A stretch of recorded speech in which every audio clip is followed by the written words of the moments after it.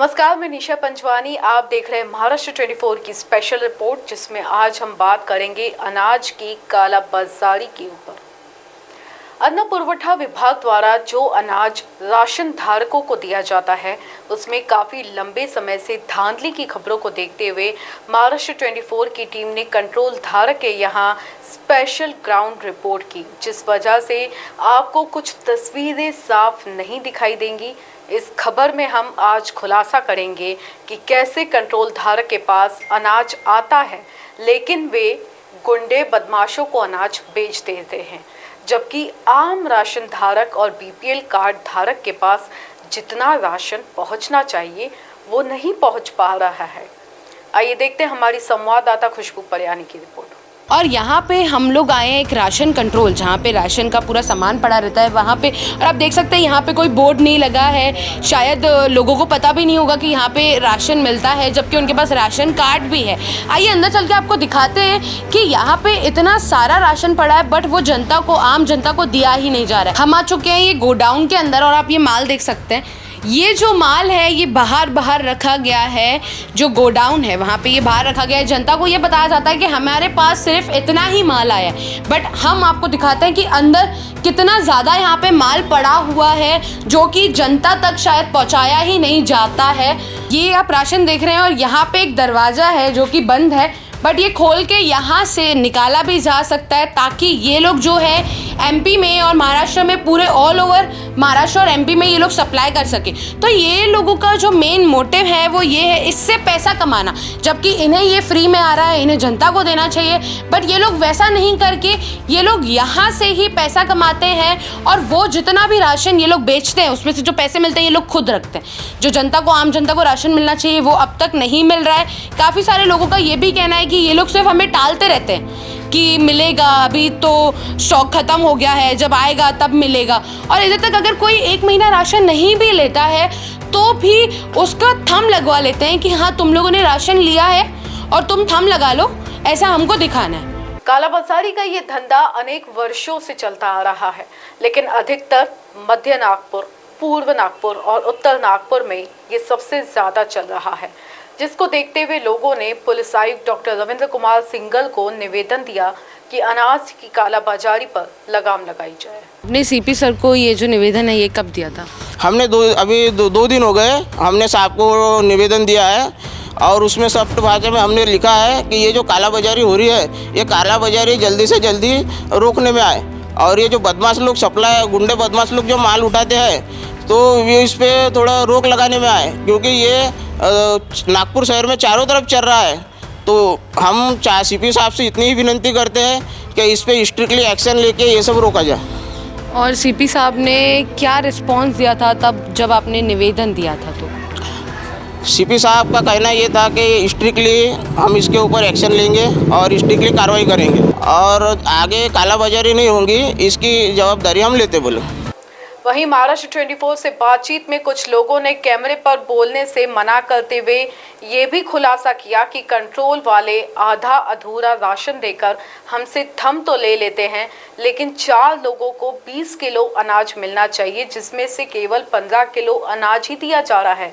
वहीं BPL card धारक को 30 किलो अनाज दिया जाना चाहिए, जहां केवल उन्हें 20 किलो ही अनाज दिया जा रहा है। राशन कार्ड जो है ये गरीबों के लिए बनाया जाता है, ताकि उनको एक राहत मिल पाए, ताकि उनको जो है राशन कम दाम में मिल पाए। और वही जो कंट्रोलर्स रहते हैं, जो कंट्रोल करते हैं ये सब राशन का, राशन इनको जो फ्री में आता है वो लोग ये राशन एक आम जनता को पैसों में बेचते हैं, बल्कि जो इनको राशन कार्ड वालों को देना चाहिए वो राशन कार्ड वालों को नहीं देते राशन, बल्कि ये लोग जो है आम जनता को ये राशन बेचते हैं। पूरे नागपुर शहर में ये अनाज की कालाबाजारी चालू है।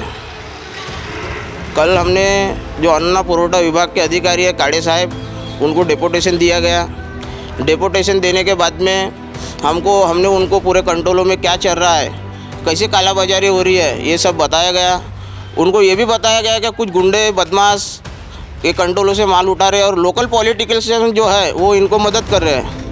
उनके आधार पे गुंडे बदमाश यहाँ से माल उठा रहे हैं कंट्रोल वाले से, और कंट्रोल वाले गुंडे बदमाशों को माल सप्लाई कर रहे हैं। और उसके बाद में अगर किसी ने तकरार डाला उनके बारे में जैसा जोन वाइज में पूर्व अधिकारी जैसा वदई साहब आते हैं अपने पूर्व विभाग के, उनको अगर किसी ने कंप्लेंट करा तो वो गुंडे बदमाश को वहाँ के अधिकारी जो है वदई साहब वो डायरेक्ट कंट्रोल राशन धारक को फ़ोन करते हैं और उसके बाद में वो वहाँ से उनका लेटर उनको व्हाट्सअप करते हैं। उसके बाद में ये लोग क्या करते हैं, कंट्रोल जो जिसका कंट्रोल होता है वो लोग डायरेक्ट वो गुंडे बदमाशों को उनका नंबर देते हैं। उसका नंबर देने के बाद में फिर वो जो कंप्लेंट डालता है फिरियादी उसको धमकाया जाता है गुंडे बदमाशों के मार्फत में।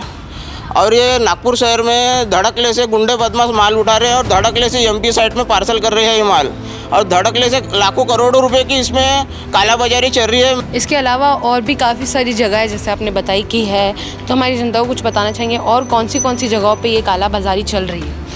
ये मध्य नागपुर, उत्तर नागपुर और पूर्व नागपुर, ये तीनों विभाग में ज़्यादातर के कालाबाजारी चल रही है।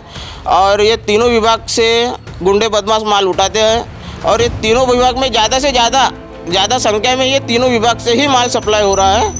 और आज हमने जो कंट्रोल को पकड़े, ये कंट्रोल की कंप्लेंट मैंने इसके पहले हमारे पदाधिकारी ने वदई साहब को दे चुके हैं। वदई साहब क्या करते हैं, उन्होंने इनके ऊपर कार्रवाई करना चाहिए नियम के प्रमाणे, तो ये लोग वदई साहब करते हैं इनको फ़ोन करके बता देते कि तुम्हारी कंप्लेंट आई है तो तुम उनसे बात करो। तो वो क्या करते हैं, हमारे से बात नहीं करते, हम गुंडे बदमाशों के जरिए हमारे पदाधिकारियों को धमकाते हैं।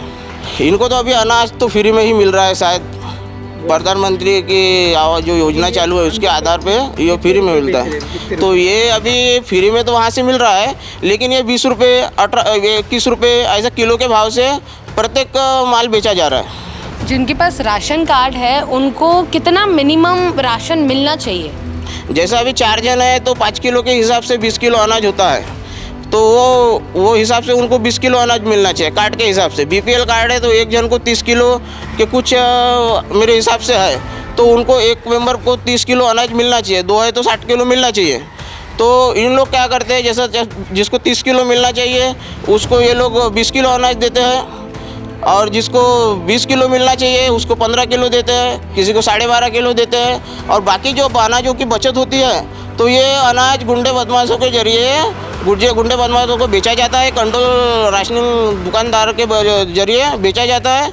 और गुंडे बदमाश धड़कले से ये माल की कालाबाजारी कर रहे हैं और एक माल एमपी में सप्लाई हो रहा है। जैसे कि इन्होंने बताया ये जो राशन है ये हमारे मुख्यमंत्री द्वारा ये फ्री में आता है और गुंडों के थ्रू ये जो राशन है ये एमपी में पहुंचाया जाता है और काफ़ी जो आम जनता है उनको भी ये बेचा जाता है।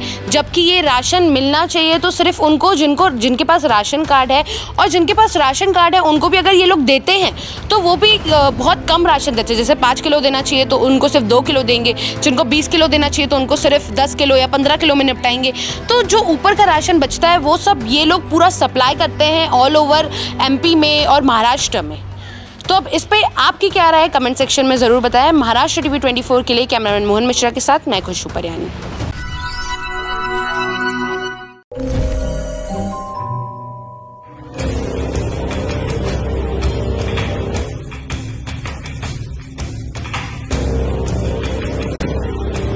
अगड़म बगड़म तिगड़म नागपुर में होगा जादुई दुनिया के नए नए चमत्कार। अब नागपुर में पहली बार डायनासोर, गॉडजिला और गोरिल्ला और आदमखोर भेड़िया एक मंच पर एक साथ। 13 अगस्त से रोजाना 3 शो, 1, 5 और रात 8 बजे विदर्भ हिंदी साहित्य सम्मेलन, झांसी रानी चौक, नागपुर में। बुकिंग्स के लिए विजिट करें www.badshahmagicalworld.com।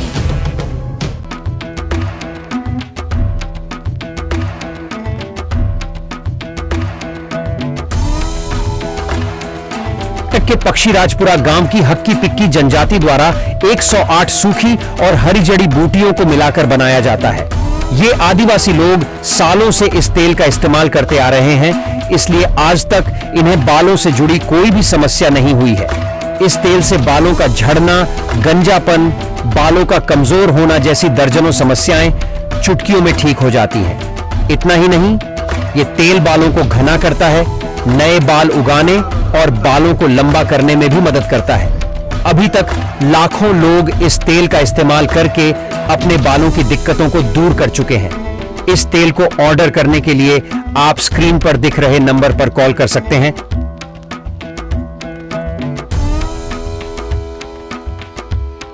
आंखों की संपूर्ण देखभाल के लिए मध्य भारत का जाना माना नाम माधव नेत्रालय। यहाँ आंखों की पूरी तरीके की जांच के साथ सभी प्रकार के ऑपरेशन किए जाते हैं। मोतिया बिंदु, काज बिंदु, रेटिना साथ ही कॉर्निया के उपचार भी होते हैं। तिरछेपन और युवाओं में चश्मा हटाने का ऑपरेशन भी आधुनिक लेजर तरीके से होता है। आंखों की सभी समस्याओं व अधिक जानकारी के लिए संपर्क करें माधव नेत्रालय, साई मंदिर के पास, Gajanan Nagar T point, Ajni, Nagpur. Dial करें 678-5200 या Madhav Netralaya premium center, Vasudev Nagar metro station के पास, हिंगना टी पॉइंट, नागपुर।